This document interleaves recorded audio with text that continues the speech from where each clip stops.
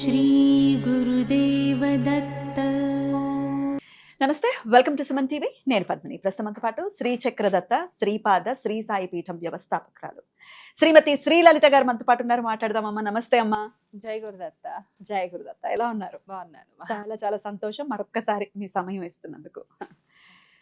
సత్యయుగ స్థాపన కోసం కోటి శ్రీచక్ర ప్రతిష్ట అనేది ఖచ్చితంగా జరగాలి అనేది మీరు చెప్తూ ఉన్నారు. పలు వీడియోల్లో మనం మాట్లాడుకుంటున్నాం.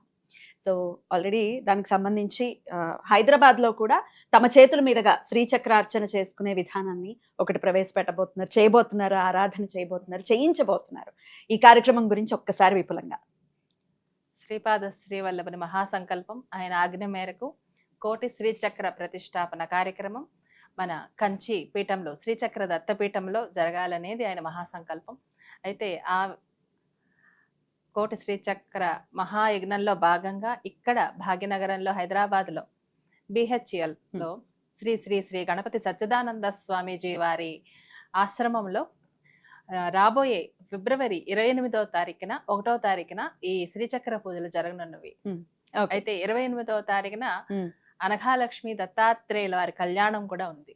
ముందుగా కళ్యాణం మరుసటి రోజు శ్రీచక్ర పూజలు అన్నమాట.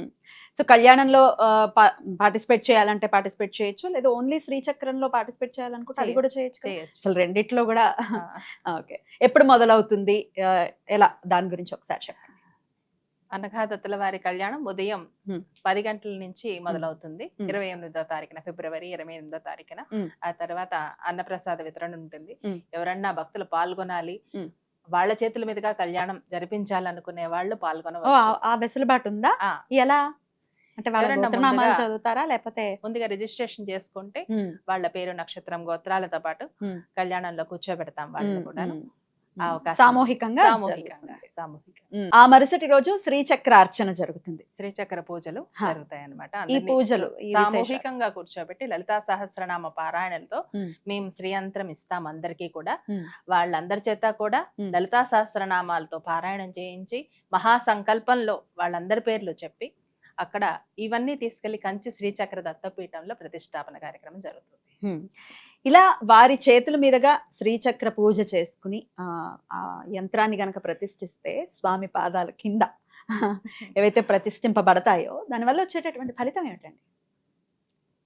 మామూలుగా ఏదైనా గుడి మందిరానికి గాని ఏదైనా కైంకర్యం చేసుకుంటే అది చాలా రెట్ల ఫలితాన్ని ఇస్తుంది, వాళ్ళ వంశాభివృద్ధిని ఇస్తుంది అని చెప్తూ ఉంటారు.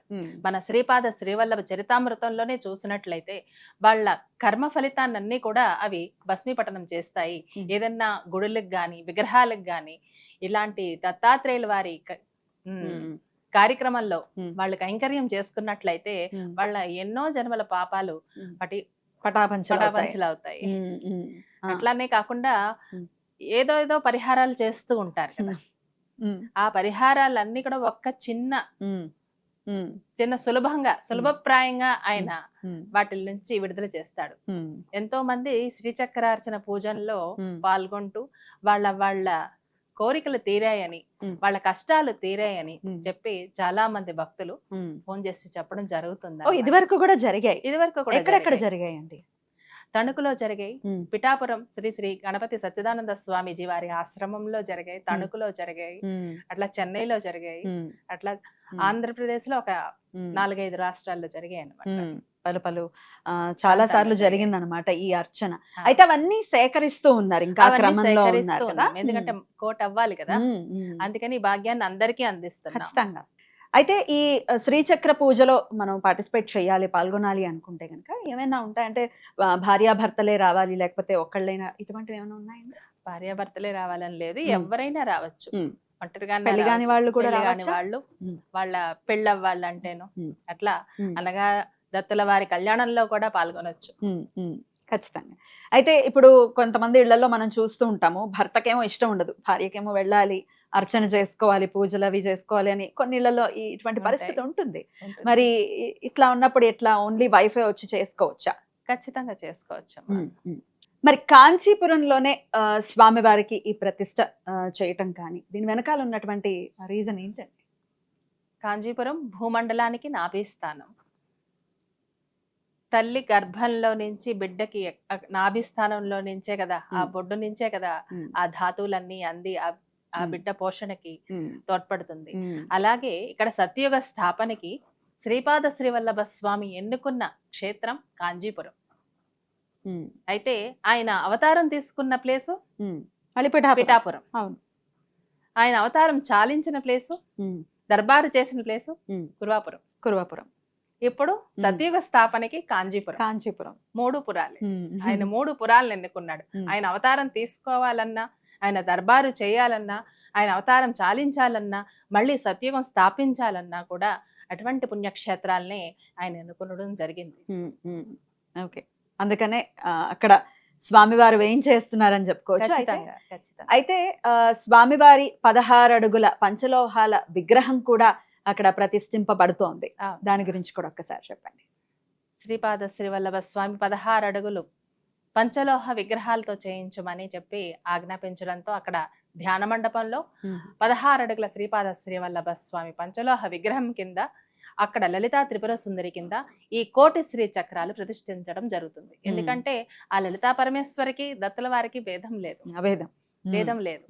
అమ్మే అక్కడ పురుష రూపంలో దత్తుని రూపంగా ఉంది, గురు రూపిణిగా ఉంది. అక్కడ మళ్ళీ కాంచీపురంలో ఇప్పటి వరకు అమ్మనే చూస్తున్నాం మనం. అవును. ఇప్పుడు గురు రూపంలో దత్తాత్రేయుల వారిని చూస్తున్నాం. అది మన భాగ్యం. రాబోతున్నారు. కలవు శ్రీపాద శ్రీవల్లభ అంటారు కదా భవిష్యత్ పురాణంలో. కలవు శ్రీపాద శ్రీవల్లభ, భవిష్యత్తులో ఈ కలియుగానికి ప్రభువు దత్తప్రభు శ్రీపాద శ్రీవల్లభుడే అని చెప్తుంది. అద్భుతం. అమ్మ, శ్రీచక్ర పూజ అనేది మాట్లాడుకుంటే, శ్రీచక్రం అని అంటే లక్ష్మీదేవి, లక్ష్మీ కృప కోసం, లక్ష్మీ కటాక్షం కోసం శ్రీచక్రాన్ని అర్చించండి అని వింటూనే ఉంటాం. అయితే ఇక్కడ శ్రీచక్ర పూజ చేసినది మళ్ళీ స్వామివారి దగ్గరకు వెళ్తుంది, ఓకే. కానీ అమ్మో, మా చేతుల మీద మేము చేసాం కదా, మరి మా లక్ష్మి పరిస్థితి ఏమిటి అనే డౌట్ రావచ్చు. దీన్ని ఒకసారి చెప్పండి. మా లక్ష్మి ఏమైనా వెళ్ళిపోతుంది అక్కడికి వెళ్ళే స్వామి దగ్గరికి, అయినప్పటికీ డౌట్ వచ్చే వాళ్ళ కోసం ఆన్సర్. మహాలక్ష్మి, మహాసరస్వతి, మహాకాళి స్వరూపంలో ఉన్నది ఆ లలితా త్రిపుర సుందరి.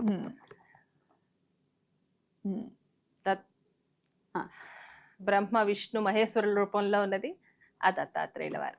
ఒక పక్క గురు, ఒక పక్క దైవం. అట్లాగే ఆయన ఎడం భాగంలో ఈ 3 శక్తులు ఉంటాయి, స్త్రీ శక్తులు ఉంటాయి. కుడి భాగంలో పురుష శక్తులు ఉంటాయి. అప్పుడు ఆ అమ్మవారిని, ఆ అయ్యవారిని కలిపి మనం కొలిచేటప్పుడు ఇంకా ఎంత అద్భుతమైన శక్తి దాంట్లో ఉంటుంది. తర్వాత నిత్య పూజలు కూడా అందుకుంటాడు స్వామి. ఇప్పుడు మన ఇంట్లో ఉంటే మనం చేయొచ్చు, చేయలేకపోవచ్చు. అనఘా లక్ష్మి అంటే మన పాపము పోగొట్టేది అని అర్థం. అనఘ అంటే పాపము పోగొట్టేది అని చెప్పి. అంటే మనం ఇప్పుడు పడుతున్న కష్టాలన్నీ కూడా మనం చేసుకొచ్చిన పాప ఫలితంగానే కదా మనం అనుభవిస్తున్నాం. ప్రారబ్ధాలు, ప్రారబ్ధ కర్మలే కదా అనుభవిస్తున్నాము. మళ్ళీ ఆ సృష్టికే మూలమైన ఆ ఆదిలక్ష్మి, మహాలక్ష్మి. లక్ష్మి వేరు, మహాలక్ష్మి వేరు. అవునా? ఏమిటి డిఫరెన్స్? లక్ష్మి మహాలక్ష్మి, అనఘాలక్ష్మి. మహాకాళి, కాళి మహాకాళి, సరస్వతి మహాసరస్వతి, ఇలా ఉంటుందన్నమాట. అయితే ఆ మహా శక్తికే మనం ఇప్పుడు ఆరాధన చేస్తున్నాం. అప్పుడు ఆ ఎనర్జీ అంతా కూడా మనలోకి ఆహ్వానించుకుంటున్నాం అన్నమాట. అనఘాలక్ష్మి స్వరూప దత్తాత్రేయ స్వామి ఖచ్చితంగా మిమ్మల్ని అందరినీ దీవించి ఆ పాప విముక్తుల్ని చేసి మనకు ఆ లక్ష్మీ కటాక్షాన్ని అందిస్తాడు. ఇక్కడ మనం చేసేది అనఘాలక్ష్మి దత్తాత్రేయుల వారి శ్రీచక్ర దత్తపీఠానికి ఈ శ్రీచక్రాన్ని మనం ఇస్తున్నాం.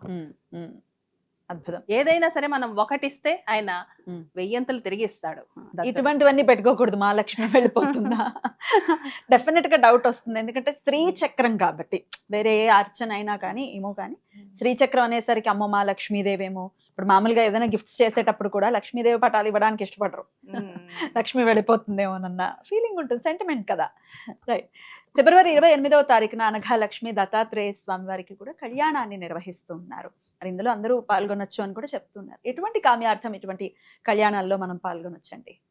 అనఘాలక్ష్మి సమేత దత్తాత్రేయుల వారి కళ్యాణం చేయడం అంటేనే మహాభాగ్యం. మన తల్లిదండ్రులకి మనం కళ్యాణం చేసి సంతోషపడుతున్నాం.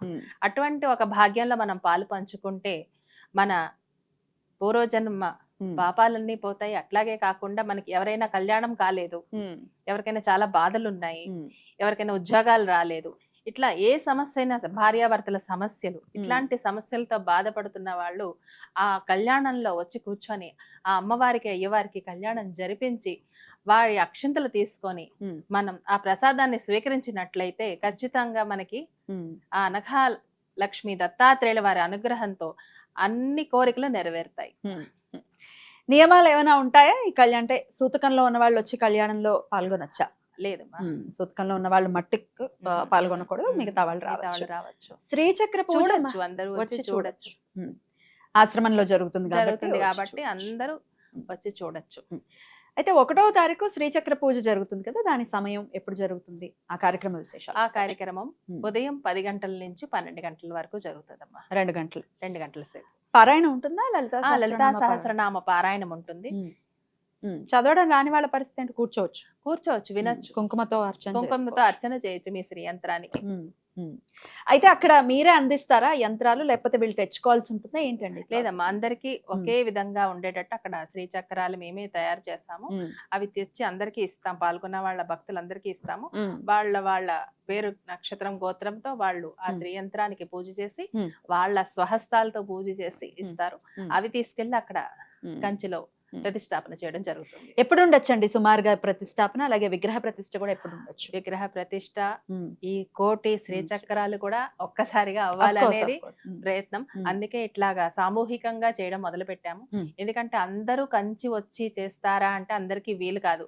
అందుకనే దత్తాత్రేయుల వారి ఆజ్ఞ ప్రకారం ఎక్కడెక్కడ ఆయన చేయించుకోవాలనుకుంటున్నాడో, ఎవరికైతే ఆ భాగ్యం అందిస్తాడో వాళ్ళు వచ్చి చేసుకుంటారు. ఖచ్చితంగా వాళ్ళు వచ్చి చేసుకుంటారు. సుమారు ఎంత సమయం పట్టొచ్చు? ఇప్పుడు నుంచి 3 సంవత్సరాల లోపల ఈ కార్యక్రమం అంతా పూర్తి కావాలని ఆ దత్తాత్రేయుల వారి సంకల్పం. అయితే ఈ కోటి శ్రీచక్ర ప్రతిష్టాపన చేస్తేనే ఈ ప్రళయాలు ఆగుతాయని స్వామి చెప్పారు. మరి ఎంత తొందరగా చేస్తే అంత మంచిది కదా.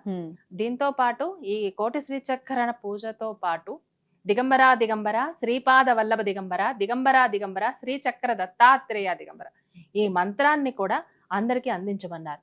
ఇప్పుడు రాబోయే ప్రళయాల నుంచి రక్షించబడడం కోసం మానవాళికి ఇది రక్షణ కవచం లాగా ఏర్పడుతుంది అనమాట.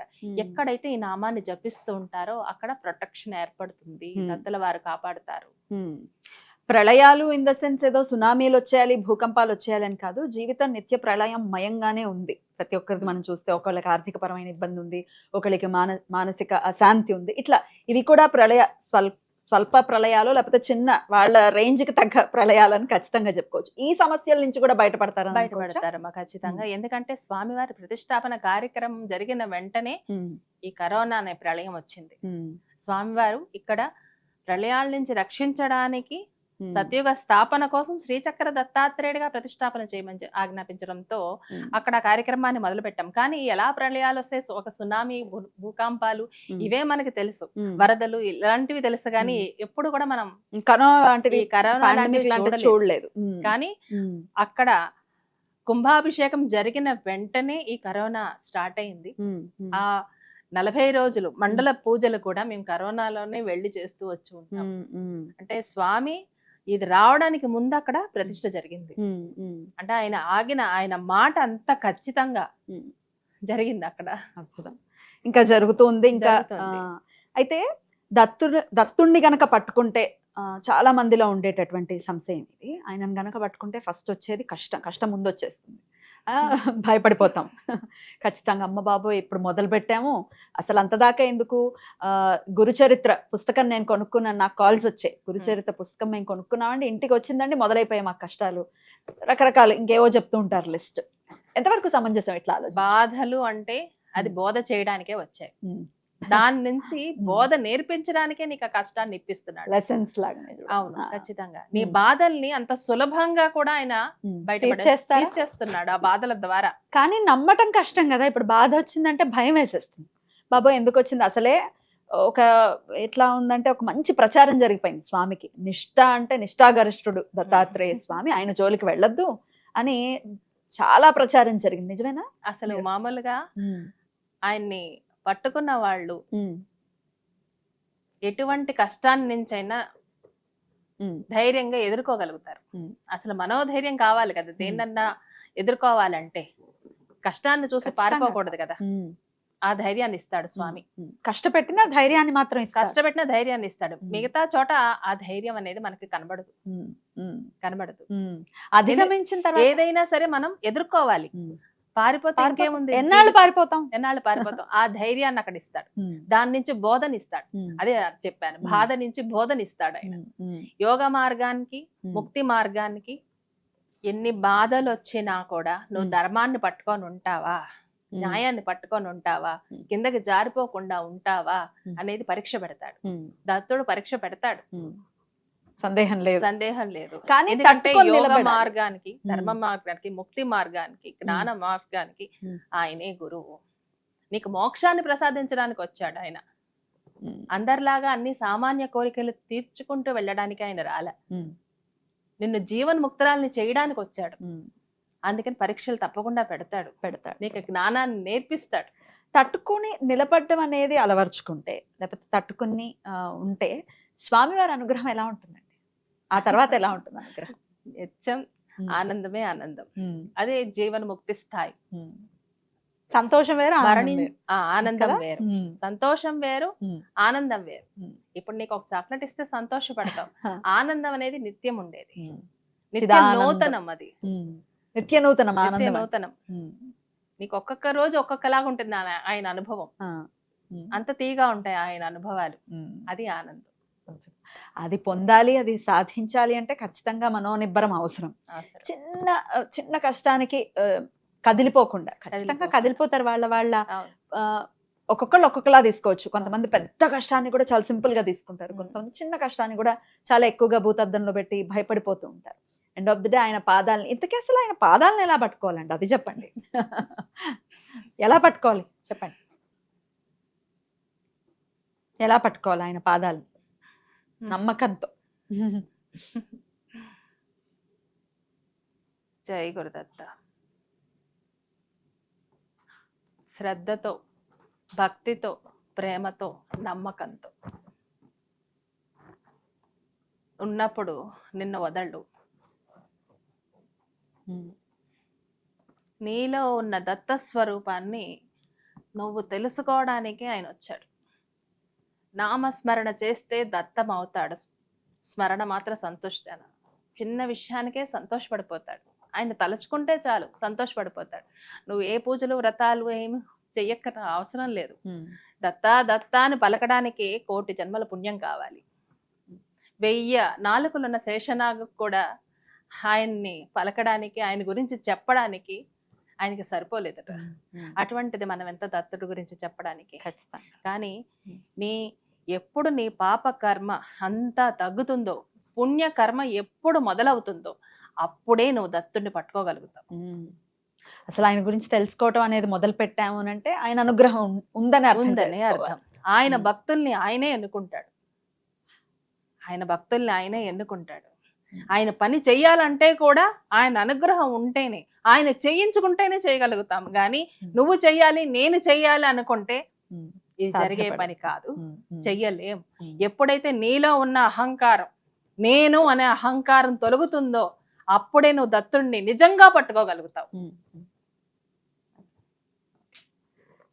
జీవన్ముక్తికి మార్గం అవుతుంది దత్తాత్రేయ స్వామి అనుగ్రహం కనుకుంటే, ఆయన కనుక ఆశ్రయిస్తే అనేది అర్థమవుతున్నటువంటి విషయం. అయితే ఈ 1,000,000 శ్రీచక్ర ప్రతిష్ట ఏదైతే ఉందో దిగ్విజయం అవ్వాలని మనస్ఫూర్తిగా కోరుకుంటున్నాం. హైదరాబాద్ లో జరగబోతుంది రేపు ఫిబ్రవరి 28వ తారీఖున, అలాగే 1వ తారీఖున 2 రోజులు కూడా కార్యక్రమాలు జరుగుతాయి. కాబట్టి ఖచ్చితంగా ఈ పరిసర ప్రాంతాల్లో ఉన్న వాళ్ళు పాల్గొనండి కార్యక్రమంలో. మరి ఓన్లీ హైదరాబాద్ లోనైనా ఇంకా వేరే ప్రాంతాల్లో ఏమైనా వచ్చే అవకాశం ఉందా అంటే ఒకసారి చెప్పండి దాని గురించి కూడా. ఎక్కడ ముందుగా శ్రీ గణపతి సచ్చిదానంద స్వామీజీ వారికి కృతజ్ఞతలు చెప్పుకోవాలి. ఈ సందర్భంగా బాలస్వామి వారికి కూడా కృతజ్ఞతలు చెప్పుకుంటున్నాను. ఎందుకంటే ఇక్కడ జరిగే కార్యక్రమం వారికి తెలుసు, ప్రతి కార్యక్రమం కూడా తెలుసు. అలాగే పోయిన సంవత్సరం పిఠాపురంలో మనకి అవకాశం ఇచ్చారు, వారి ఆశ్రమంలో. అలాగే అక్కడ ఘనంగా జరిగాయి. అట్లాగే ఇప్పుడు కూడా వారాశ్రమంలోనే జరుగుతున్నాయి వారి దివ్య ఆశీస్సులతో. కనుక అందరూ వచ్చి దత్త స్వరూపాలుగా మారాలి. అందరూ ఈ దత్తుణ్ణి వదలకుండా పట్టుకొని ఆయన గురించి తెలుసుకొని తత్వంలో మునగాలి అనేది మీ ఆకాంక్ష. ఖచ్చితంగా. ఇంకా ఏమైనా ప్రాంతాల్లో అంటే వైజాగ్ లో కానీ విజయవాడలో కానీ తప్పకుండా ఇక ఇటువంటివి ముందు కూడా ముందు ఉంటాయి. ముందు చాలా ముందు. చోట్ల జరగబోతున్నాయి, ఉమ్, జరుగుతాయి. ఉమ్. జరిగినప్పుడు అందరికీ తెలియజేస్తాం. ఖచ్చితంగా తెలియజేస్తాం. మరి ఇప్పుడైతే హైదరాబాద్ లో జరుగుతోంది కాబట్టి ప్రతి ఒక్కరూ వినియోగించుకోవాల్సిందిగా మనం చేస్తున్నాం. చాలా చాలా కృతజ్ఞతలండి. కార్యక్రమానికి సంబంధించిన వివరాలని మాకు అందించడం, అంటే ఇక్కడికి వచ్చారు బట్ చెప్పమంటే దాని గురించి కూడా తెలియజేశారు. అలాగే మన ఛానల్లో లైవ్ కూడా ఉంటుంది 28వ తారీఖు, అలాగే 1వ తారీఖు లైవ్ కూడా ఉంటుంది కాబట్టి ఖచ్చితంగా వీక్షించండి. చాలా కృతజ్ఞతలమ్మా. నమస్తే. జై గురుదత్త. జయ గురుదత్త.